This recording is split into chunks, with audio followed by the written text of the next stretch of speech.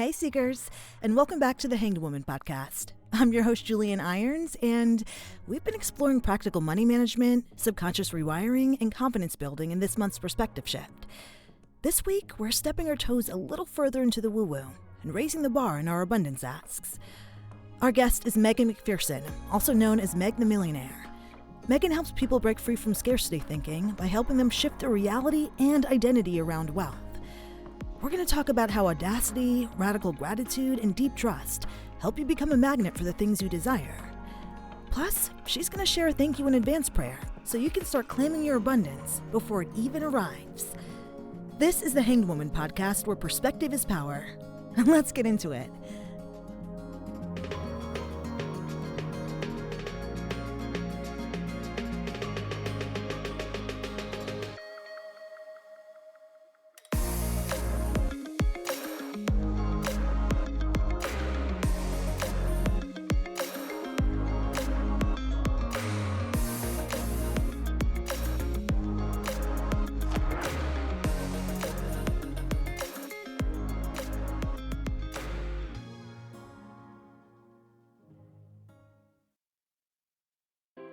Hey, fellow seekers. I'm taking a quick pause from the show to share something really close to my heart, and honestly, the only reason you're even listening to this podcast right now. It's Three of Cups. My sisters and I created Three of Cups, an Iron Sisters mission of love, as a space for healing, beauty, growth, and community, because we believe life is meant to be full, rich, and abundant in every way. We offer all kinds of ways to support you, like energy healing, heart-centered art, plant-based medicinals, even marketing that will help enhance your brand's presence in the world. Because wherever you are in your journey, we want to help you feel seen, supported, and empowered. So if you're looking for something to help fill your cup in whatever way you need, come join us. Follow us on Instagram at Three of Cups Healing, or explore all of our offerings at threeofcupshealing.com. Because Seeker, your cup deserves to be full. And now, back to the episode.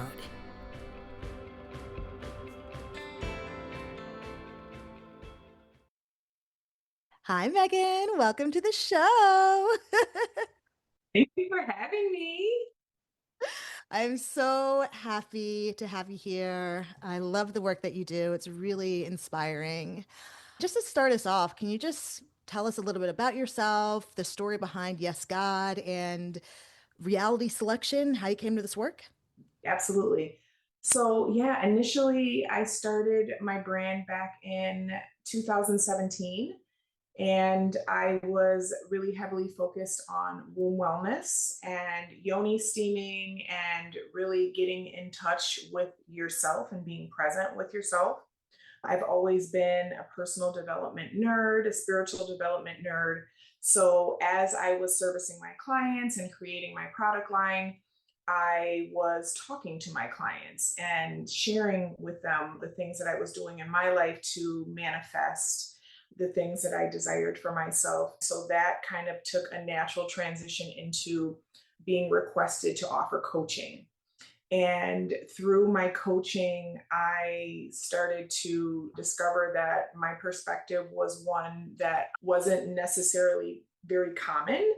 I was really into Frederick Dodson. He has a book called Levels of Energy, learning about how energy works. He talks about reality creation. I have later coined it reality selection because creation is actually finished. What I have learned and realized and am still in the process of really understanding and sharing is the fact that we all have a consciousness within us that is a part of God. And so we all have the ability to create and or select the reality that we want. As a matter of fact, we're all doing it, whether we realize it or not.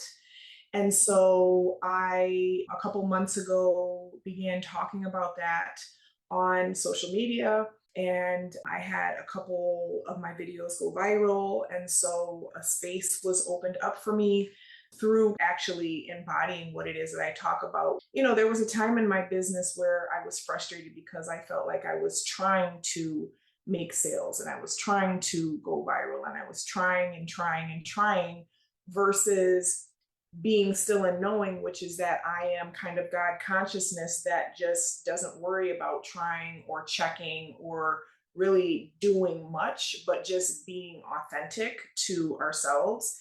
And when we can kind of let go of that trying and efforting is when God can come through and allow things to align and work themselves out without us getting in the way, so to speak. I would say that my brand is now primarily about teaching people how to get out of the way with our beliefs, with our perspectives, with our conditioning, with our programming. Let's get a little bit deeper into that because you talk about the difference between chasing and choosing success. How do we do that? What does that look like in somebody's life? It looks like actually just stopping and being grateful for where you are and being mindful and being present. We have been trained to have a to-do list and have a plan and be working on the plan. And this is not to negate and say those things aren't important. However, I think that we don't need to be so anxious about the results that happen from our actions. And when we can actually allow ourselves to just do things that make us happy versus doing things because we're trying to get a particular result from them, that is the subtle difference. That is the nuanced difference between chasing and then just allowing things to come through. And how do we get to a place where we can be free enough to do that? First thing that I always say is when you wake up in the morning, first thing, or before you go to bed, make sure that phone isn't anywhere near you. Give yourself permission to just be with yourself and be with your thoughts and be with your imagination and allow your imagination to run free and run wild and give yourself permission to consider what it looks like at the end of your success. Because again, we're very tied up in how we're going to do it and this strategy and this plan and these steps. And, we're trying to figure out the how. And really what we're doing is we're limiting ourselves because we have no clue of all of the good that God wants to bring to us because we're so tightly holding on to how, versus allowing ourselves to release the how and say, you know what, God, I don't know how this is going to happen, but I know that this is the end goal that I want for myself or better, right? Because even sometimes our wildest imagination, our dreams and desires, those can also be limiting beliefs in the grand scheme of things. So it's really an energy of surrender. I really recommend waking up early in the morning. I'm not part of the 5 a.m. club or anything, but I do have children, so I like to get up before them so that I can actually start my day in a way that has at first and foremost poured into myself. I like to go take a walk. I like to do some meditation. And again, not give my energy and my focus out to what everyone else is doing and what everyone else is posting and what everyone else is talking about. I know that a big problem that not just I have, but a lot of people have is letting go of the how. How can we allow ourselves to release the how easier? And why do we focus so much on the how in the first place? Yeah, I think that it's human nature and it is the business of the ego to try and be in control of everything. And so when we are overly consumed and overly preoccupied with the how, it's just simply actually coming from a place of fear. It's coming from a place of I'm scared that if I don't control every single aspect of this, then it could potentially fail.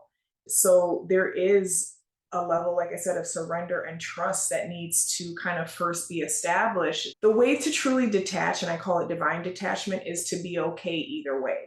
This is why it's so important to be actually aligned in doing things that we enjoy and that we are really naturally resonate with and our natural gifts that come to us versus doing things again because we think there's going to be a certain result. Because authenticity is magnetic. And so when we are forcing ourselves to do things that we don't like, or we are, kind of micromanaging ourselves and holding really tight to these rigid rules, the underlying energy behind that is fear. And when you are coming at things from a place of fear, right, you're actually selecting a reality that is going to induce more fear for you. So, this work takes some humility. It takes some transparency and accountability to say, you know what? I've been behaving or I've been approaching it from this lens because I'm really scared that if I don't have a lot of control, then it's not going to work out. And so being able to admit that and then kind of relinquish that and say, you know what? I know that I have a plan for myself and I know how I think I want things to work out, but I'm going to just release that and I'm going to allow God to show me how good things can get and how beautifully things can align if I just show up as my authentic self without necessarily having to hold on to a specific strategy or a specific guideline about how things should go. And where does God consciousness come into play? God consciousness, it's the awareness that we are already the operant power. So there's a lot of different barriers, I think, to that concept. Traditional religion, traditional Christianity is it outsources God. It tells you that God is outside of you. You need a man to come save you, to intercede on behalf of you and God. There's always, it's all about the external, and so God consciousness is taking everything and putting it back inside and understanding, hey, wait a minute. I have, I may be coming through this world. I may have come through my mother's womb, but I came from God and I'm having this human experience as an aspect of God. And God wants to experience God's self as my unique personality. And so, it's more of wrapping your mind around the fact that you are the operant power. So, the things and the circumstances that you've experienced, especially in adulthood, right? When we're in childhood, we don't really have control over the circumstances or the experiences that we have.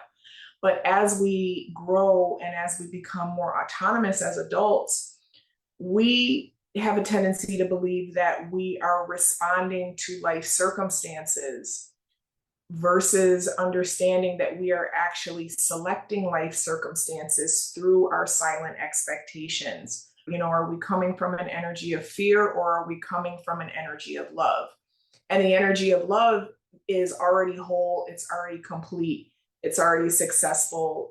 God is love. And so when you can move from that energy, you're not relying on circumstances to prove anything to you. You're not looking for proof anymore. You are the proof. You understand that you are the proof.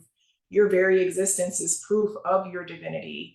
And give yourself permission to just be still and know and be patient and allow God to reveal the plan to you versus trying to hurry up and make the plan yourself and kind of dictate how everything needs to play itself out. Yeah, so you saying that we don't have to wait for circumstances to validate us, that we are the proof, really hits home. I grew up in a very Christian household, and something I internalized early on was this idea that if something bad happened, it was because I did something wrong. And if something good happened, it was because God allowed it. It created this loop where I was always looking outside of myself for permission or for punishment. Yeah, it's a lot of shame and a lot of condemnation that actually becomes a part of your belief system, right? And so, you know, God consciousness is taking credit for all of it, the good and the bad. That's how I would describe God consciousness, is understanding that, hey, you know what? Yes, bad things may have happened because I did have a fear around it. I was nervous. I was anxious that it was going to happen. I did allow my mind to go down the rabbit hole of worst case scenario. And lo and behold, worst case scenario happened, right? But then also, when amazing and wonderful things happen to us, again, folks with a traditionally very religious background, they want to give that power away to someone else. Oh, well, God bless me. Like, God does not have favorites. God is not a respecter of persons.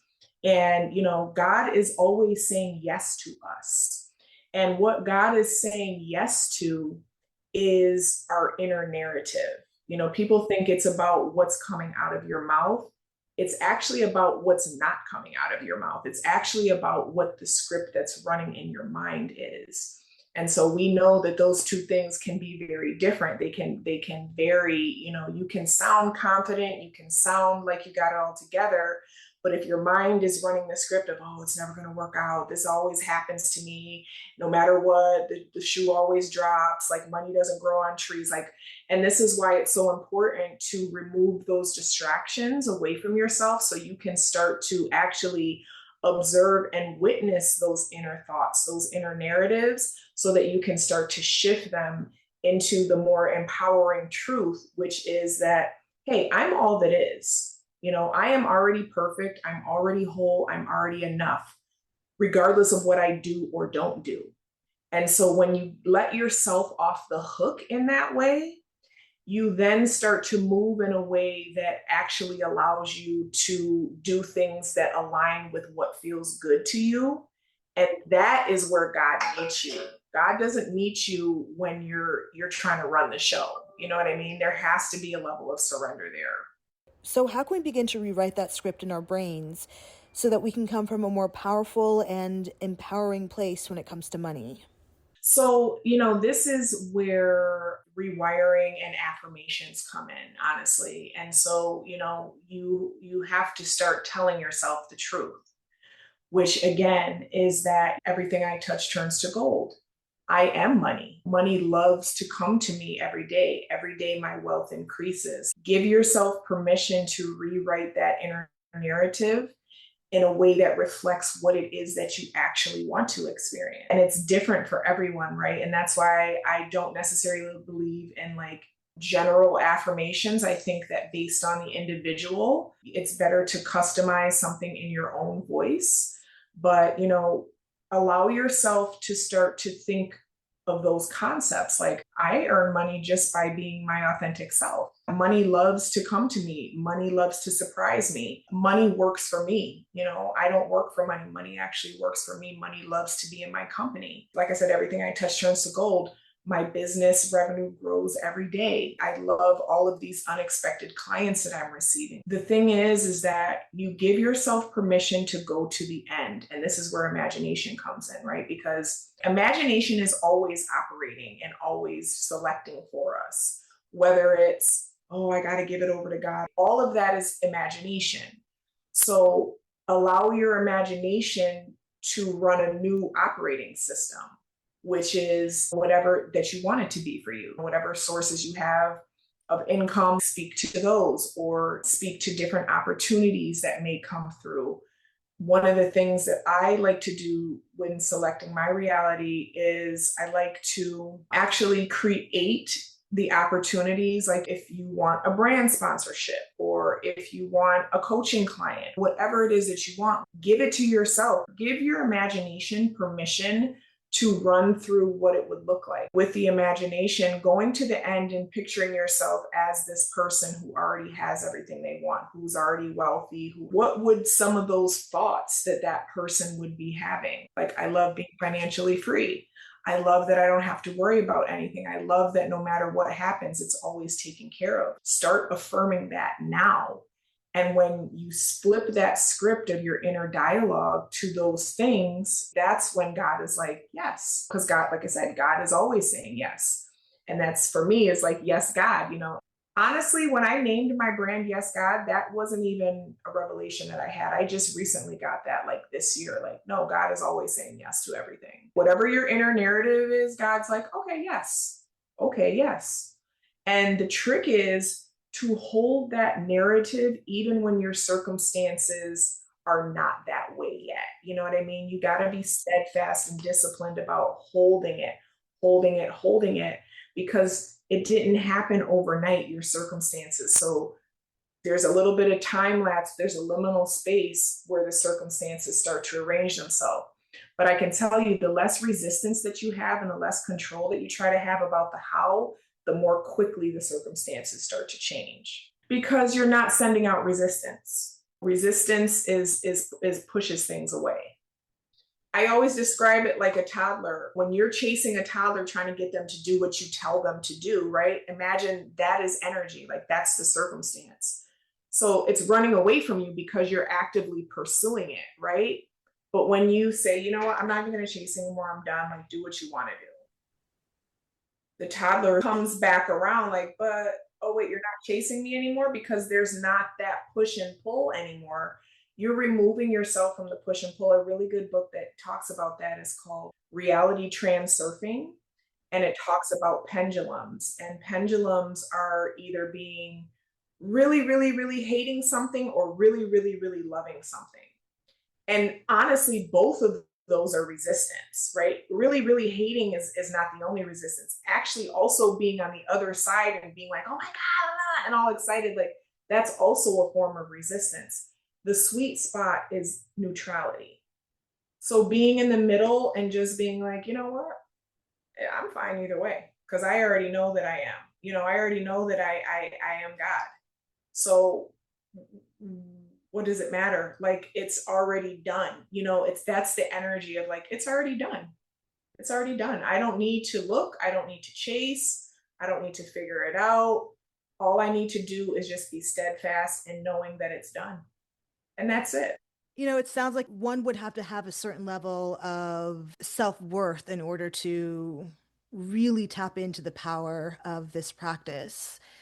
How do people go from low self-worth into tapping into, yeah, okay, yeah, whatever, I got it, I'm God consciousness? Like, how do we go from one to another?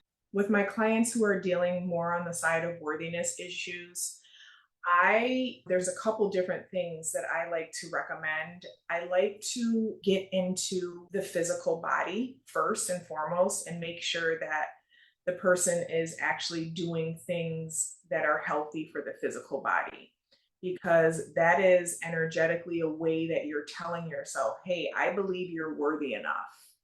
I believe you're worthy enough to have movement every day.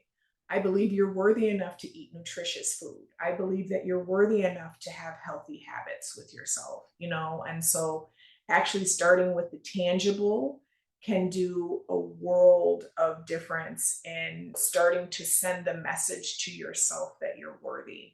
Because people who have high self-worth, right, they have non-negotiables about the way that they interact with themselves.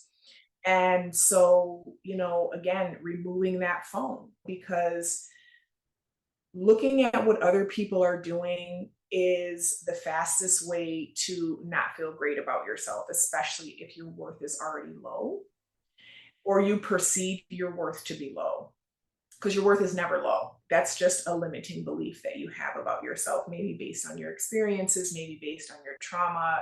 There's infinite things. But starting to treat yourself well, really taking a good hard look at the things that you're engaging in throughout the day. Are you having conversations that a person with high self-worth would have? Cut out the self-deprecating speeches about yourself. Don't put yourself down. Don't allow other people to put you down. A lot of people will receive a compliment and it's like, oh no, this old thing, like, they'll kind of like put their own selves down. And so being mindful of the places that you're doing that so that you can stop doing that. And also another practice that I have my clients do is to actually start opening up a dialogue with yourself.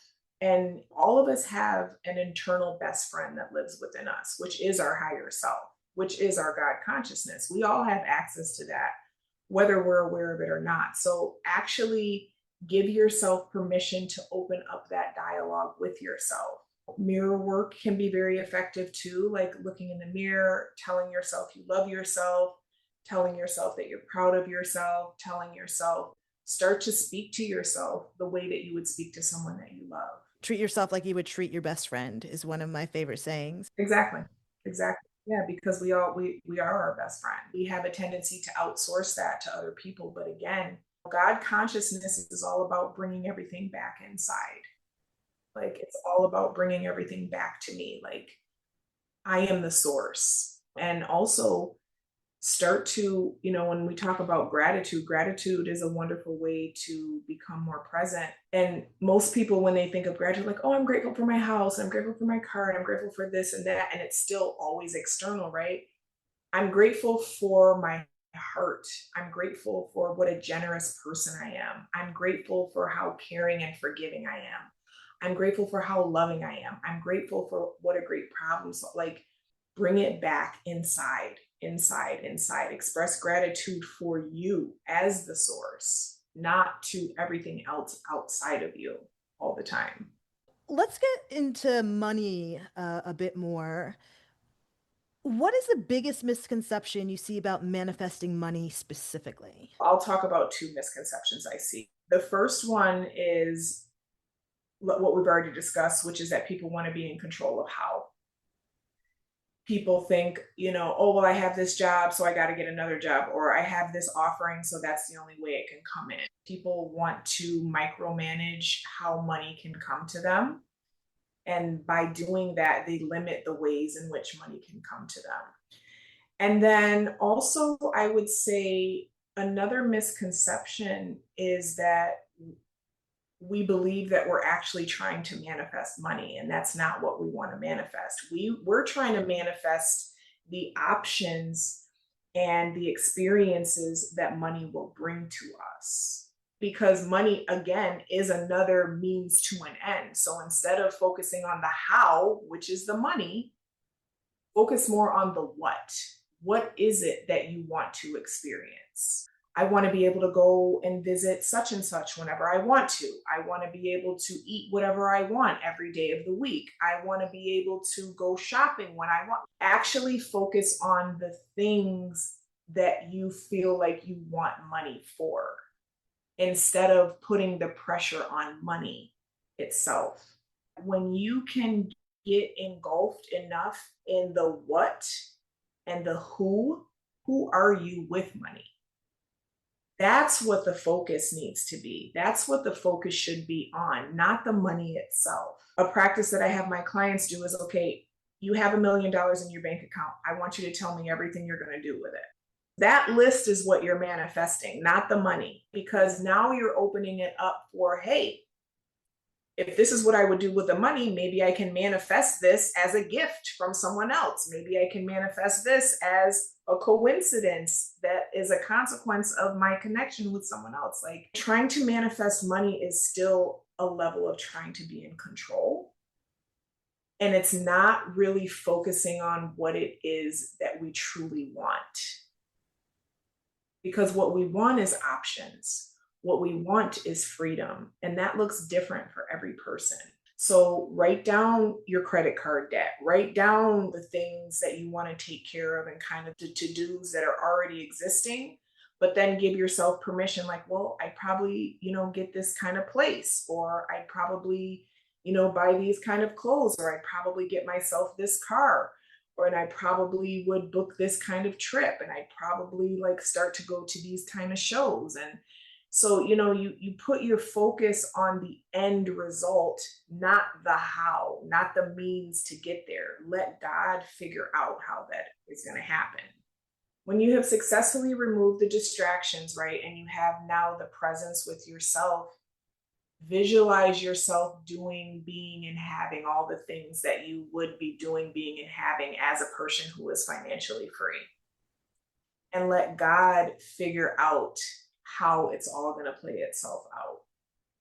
It's not your job, and it doesn't have to be your money either. Our ego is very preoccupied with how. Well, I gotta know how. Well, I need results. I need proof. That's the beauty of God consciousness, because it's like, well, if I can accept and allow myself to rest in the fact that I am already God and all of my desires are already fulfilled, then all I need to do is connect through my imagination with that version of me that already has all those things. And when I can start to identify and connect with that version that already has all those things, regardless of what my reality is telling me right now, because our reality is a reflection of who we're being right now. So the more and more time that we can spend being the person who has those things, the reality is going to shift to reflect that back to us in miraculous, amazing ways that we have no clue. That's why it's so important to be able to be present and remove a lot of distractions from your life, because you want to be available when God gives you those nudges. Because God will start to give you a nudge, like, yeah, just go stop for some coffee real quick. Oh, you know what? You should make a video about this real quick. oh, maybe you should take a walk real quick. Like, you know what I mean? Maybe you should cancel that plan and just go sit by the water today. Like you never know why you're getting those nudges, but if you're constantly trying to control and stick to a rigid schedule, you're not even open when the nudges come. You're like, oh, I don't have time for that. You know what I mean? And it's like God is sitting there trying to give you what you want, but you want to be in control so much that you're blocking out that blessing from yourself. As you start to express more gratitude for yourself, really exalt that part of you. Like, I'm so grateful that I listen to my intuition. I'm so grateful that my intuition comes through so clearly, because our intuition is how God guides us. There's been so many situations for me personally that could have been avoided if I would have just listened to my intuition. It's everything. And I'm at a point in my life now where if I don't feel good about it, I'm not doing it. I don't care what my ego tries to convince me and tell me, like, oh, but no, it's good. Oh, but no, no, no, no, no. I know how this works now. I know that the circumstances really don't mean anything. They're just fleeting. And so it's up to me to hold the vision for the experiences that I want to have. That's my only job. My only job is to hold the vision and move throughout my day with the confidence that it's already been done, and I'm just waiting for it to be revealed to me. And also letting go of the timeline too, because we can't say that we're holding the vision and we're confident that it's done and then constantly be checking, like, oh my God, did I get an email? Did I get a text? Did I get, did. It's like, no, like it's when you're truly confident, just like when you place an order on Amazon, right? Like, you don't go back and keep checking and checking and checking and checking. You just know that they said it's going to be here in 2 days. You go about your business, and that's the same energy that you should have about your desires. Once you truly dedicate that time and space to communing with the God within you. And I think that's the part about meditation that people don't really truly understand. I think people think I'm bad at meditating because I don't know how to clear my mind. Meditation is not about clearing your mind. Meditation is about practicing the muscle of observing your thoughts without allowing them to drag your emotions down a rabbit hole. It's just practice. Just like you go to the gym and do push-ups, you're going to start to see your arm shape change, right? As you start to practice more and more, watching those thoughts and practicing observing, which is actually acknowledging the distance between you and your thoughts, right? You are not your thoughts, and your thoughts are actually the filter through which you see things. So the more time that you can spend actually watching your thoughts, the less power you give them to be an operant filter for you. And you start to create the thoughts instead of allowing them to create you through your imagination. Money comes to you when you're not harping on it. It's the same thing as chasing the toddler. The thing about money is you energetically need to be a safe space for money. And what that means is that you are going to use it to glorify God, which is using it in a way that not only serves you, but also serves others. What I mean by that is when you are in a place where like your bills are covered, you're able to do what you want, like you are now a person who is happy, who is at peace, who is balanced, who is going to be more valuable and be able to be of better service to the people around you when you're doing the thing that you love to do, which is your gift from God. Because your gift from God, your divine purpose on this earth, is not going to be something that you don't enjoy. It's going to be something that actually comes natural to you and that you're excited about doing every day. Okay, Seekers, I think this is a really great place to take a break. We'll be right back with the episode. Every successful business needs that aha moment, the spark where your passion meets your purpose and your vision connects with the people who need it most. At The Magician's Vision, a branch of Three of Cups, we believe that moment begins with intuition. It's not just a feeling, it's your most powerful business tool. In tarot, the magician represents power, inspired action, and the deep knowing that everything you need is already within reach. Wands for passion, pentacles for abundance, swords for communication, cups for creativity. Together, they form the foundation of powerful, soul-aligned business strategies. As part of Three of Cups, the Magician's vision is here to help bring your vision to life, using the power of intuition, the magic of creativity, and the wisdom of experience to build meaningful connections with your community and grow your business with heart. Your vision, your magic. Let's make it real and fill your cup at threeofcupshealing.com. And now, back to the episode.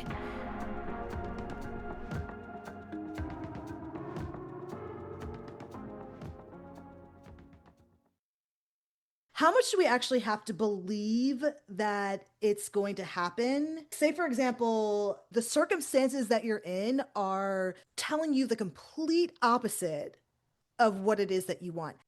Yeah, you don't have to believe it at first. Like you don't have to believe it at first, but what you do have to do is train your inner narrative to stick to the script of whatever you say. Because whatever you say you are, you are. Whatever comes after I am is true for you.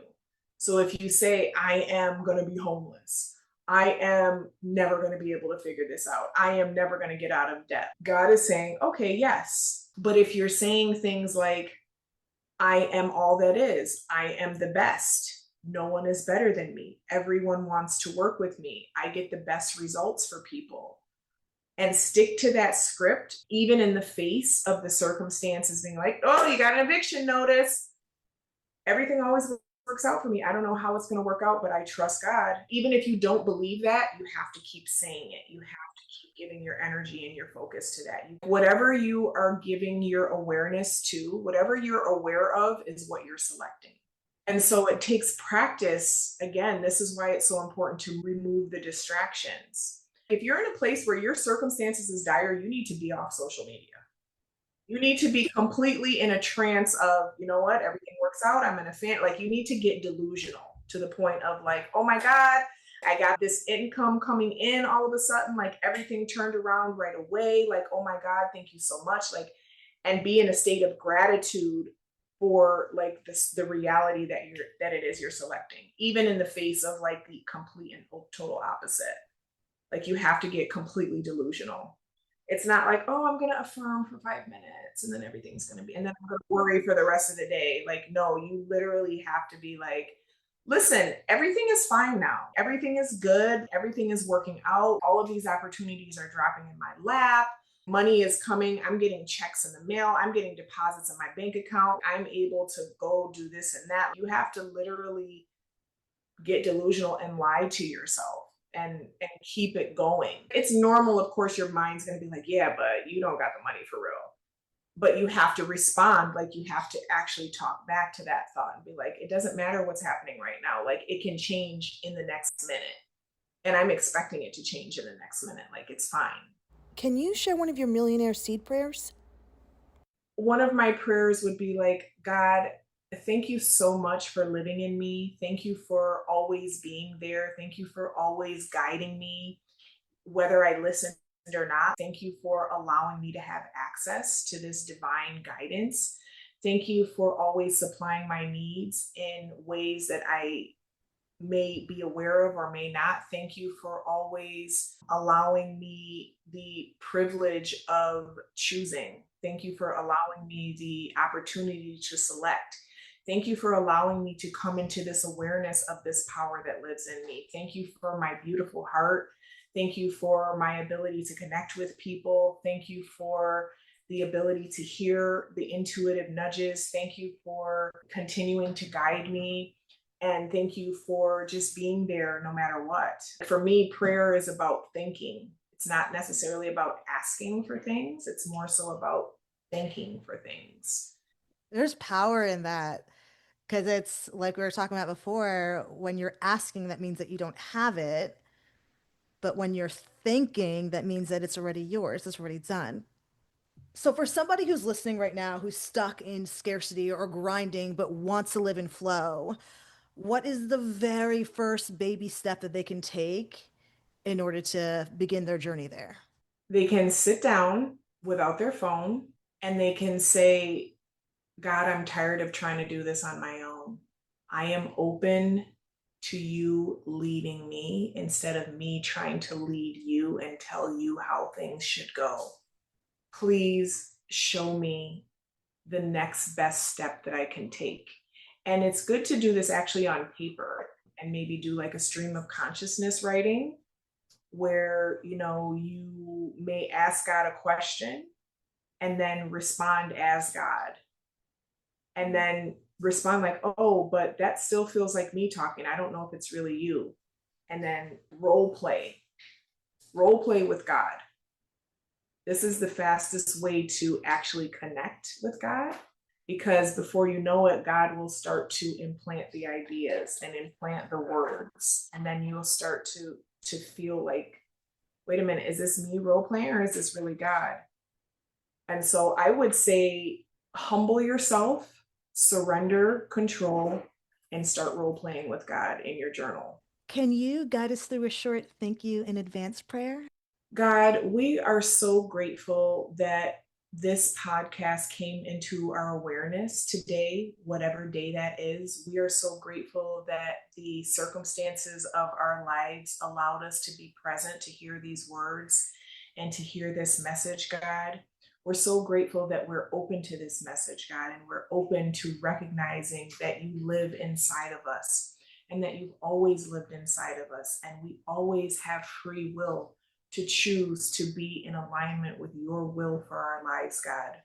We are so grateful that we have the opportunity to experience the freedom and release the pressure that comes along with trying to control everything and trying to figure everything out, God.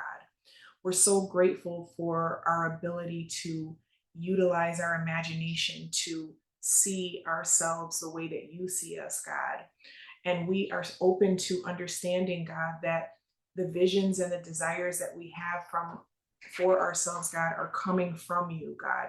The higher version of ourselves that actually lives inside of us is communicating those desires to us, God. And so we are so grateful for the understanding that our desires actually equal our fulfillment.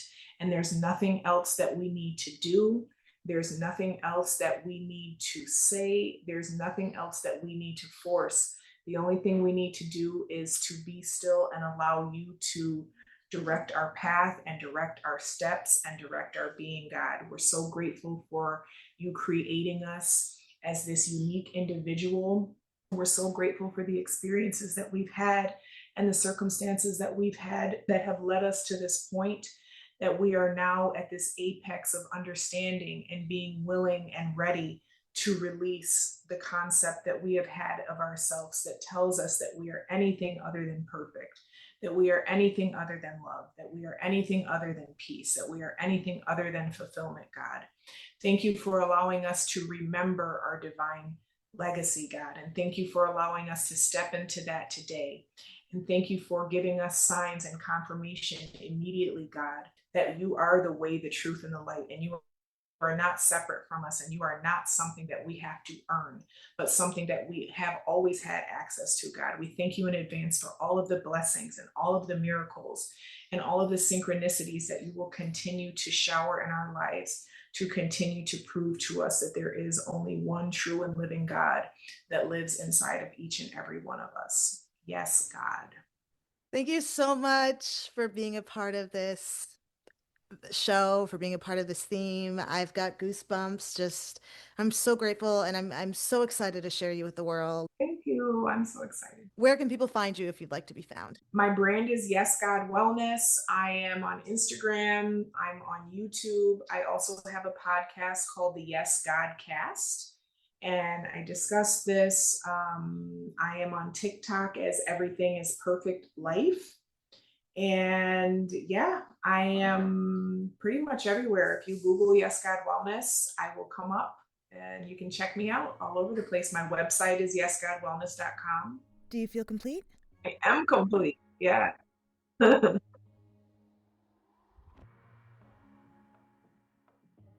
hope you guys loved this episode as much as I did.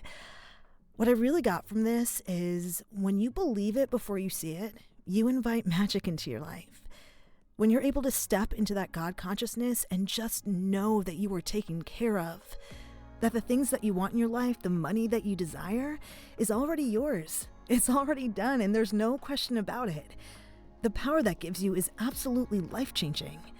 And Seekers, I really hope that you'll take the stuff that you learned in this episode, the gift that Megan has given us, and apply it to your life and experience the magic for yourself. Now, next week, we are diving into the woo-woo with Akashic Records reader Precious Styles Bullard, and she's going to help us uncover the soul-level patterns around wealth. It is such a fun and deep episode, and I cannot wait to share it with you guys. Until then, hang in there.